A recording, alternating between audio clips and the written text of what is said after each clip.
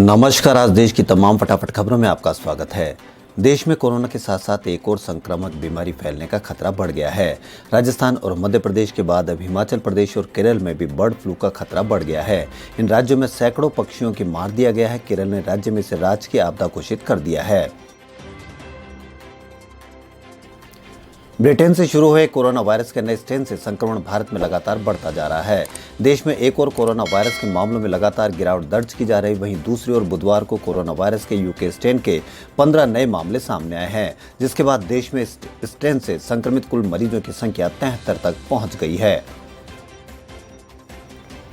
देश में कोरोना टीकाकरण की तैयारियां शुरू हो चुकी है। लोग खुशी खुशी वैक्सीनेशन के लिए आगे आ रहे हैं, लेकिन देश में करोड़ों लोग ऐसे हैं जिनके दिल और दिमाग में टीकाकरण को लेकर हजारों सवाल है। यहां तक कि ऐसे लोग कोरोना का टीका लगवाने के लिए तैयार ही नहीं है। दरअसल ऐसे लोगों की संख्या देश की कुल आबादी का 69% है और ये खुलासा एक सर्वे में हुआ है। लोगों ने इस सर्वे के दौरान अपनी हिचकिचाहट की वजह भी बताई।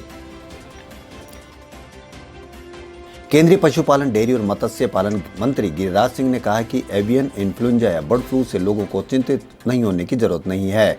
उन्होंने कहा कि कुछ कुकिंग टिप्स का पालन करके लोग एवियन इन्फ्लुएंजा से बच सकते हैं। केंद्रीय मंत्री ने लोगों को अंडे और मीट पूरी तरह पकाकर खाने की सलाह दी है।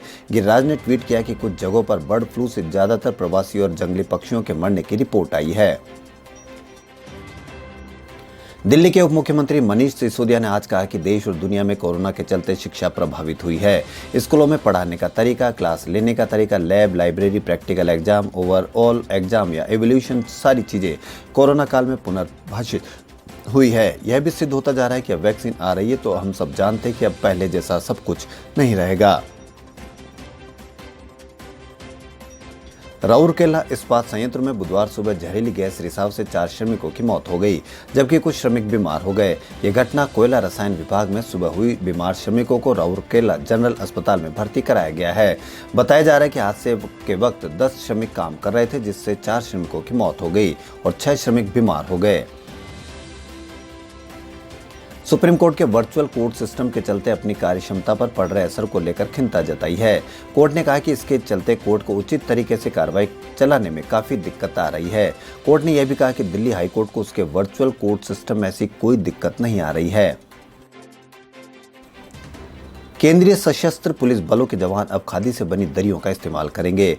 बुधवार को भारत तिब्बत सीमा पुलिस और KVAIC के बीच नई दिल्ली में अभी केंद्रीय सशस्त्र पुलिस बलों के जवानों के लिए कुल 1,71,520 खादी की दरियों की आपूर्ति के लिए अंतिम औपचारिकता पूरी गई है। खादी स्मृति राजघाट नई दिल्ली में खादी और ग्रामोद्योग आयोग कार्यालय में KVAIC के चेयरमैन विनय कुमार सक्सेना, विवेक भारद्वाज, ASPM गृह मंत्रालय और कई पर हस्ताक्षर किए गए।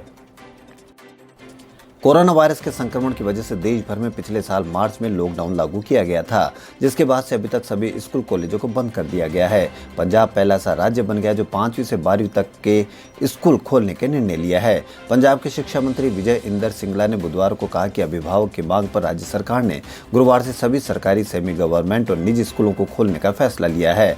उन्होंने कहा कि स्कूल खोले जाने का टाइमिंग सुबह 10 बजे से दोपहर 3 बजे तक की अनुमति दी जा रही है। छात्र इस दौरान स्कूल में आकर पढ़ाई कर सकेंगे। कश्मीर घाटी में भारी बर्फबारी के बीच दृश्यता कम होने से श्रीनगर एयरपोर्ट पर विमानों का आना जाना लगातार चौथे दिन बुधवार को भी निलंबित है। घाटी पहुंचने वाली दर्जनों उड़ानें रद्द की जा चुकी। अधिकारियों ने यह जानकारी दी है। उन्होंने बताया कि जमी बर्फ को साफ करने का अभियान जारी है, लेकिन लगातार भारी बर्फबारी और कम दृश्यता की वजह से रनवे पर विमानों का आवागमन नहीं हो सकता है। दिन भर के लिए दर्जनों उड़ानें रद्द की जा चुकी है। कांग्रेस के वरिष्ठ नेता शशि थरूर ने ब्रिटिश प्रधानमंत्री बोरिस जॉनसन का भारत दौरा रद्द होने का हवाला देते हुए कहा कि मुख्य अतिथि नहीं होने की स्थिति में इस बार गणतंत्र दिवस समारोह को क्यों न रद्द कर दिया जाए। उन्होंने मंगलवार रात ट्वीट किया, अब जब इस महीने बोरिस जॉनसन की भारत यात्रा कोविड की दूसरी लहर के कारण रद्द कर दी गई और हमारे पास गणतंत्र दिवस पर मुख्य अतिथि नहीं है, तो ऐसे में एक कदम आगे क्यों न जाए और जश्न को पूरी तरह से रद्द कर दे।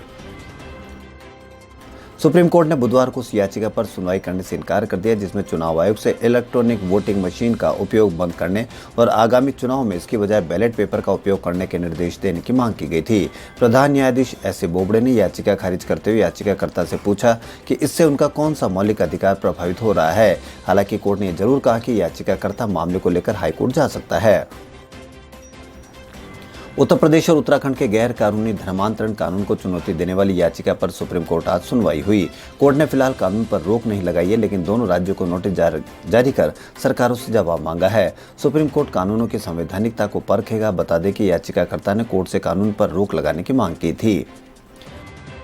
पश्चिमी उत्तर प्रदेश के बदायूं जिले में 50 वर्षीय एक महिला की गैंग रेप के बाद हत्या कर दी गई है। पुलिस के मुताबिक एक पुजारी समेत 3 लोगों पर इसका आरोप लगा है। पुलिस ने मामले में 2 लोगों को गिरफ्तार कर लिया। मामला रविवार की देर शाम का है। कृषि कानूनों से जुड़ी याचिकाओं पर सुनवाई करते हुए सुप्रीम कोर्ट ने किसान प्रदर्शन को लेकर चिंता जाहिर की है। सीजेआई ने कहा कि हम हालात को समझते हैं और हम चाहते हैं कि बातचीत में मामले को सुलझाया जाए। इसके साथ ही तीनों कृषि कानूनों को रद्द करने के खिलाफ एक और याचिका दाखिल की गई है। सीजेआई ने याचिकाकर्ता एमएल शर्मा से पूछा कि आपको पता है कोर्ट में किसान प्रदर्शन को लेकर क्या चल रहा है। एमएल शर्मा ने कहा कि उन्होंने इस संशोधित याचिका दाखिल कर दी है। खबरों फिलहाल इतना ही। यदि आपको हमारा चैनल पसंद आए तो लाइक, सब्सक्राइब और शेयर अवश्य करें। धन्यवाद।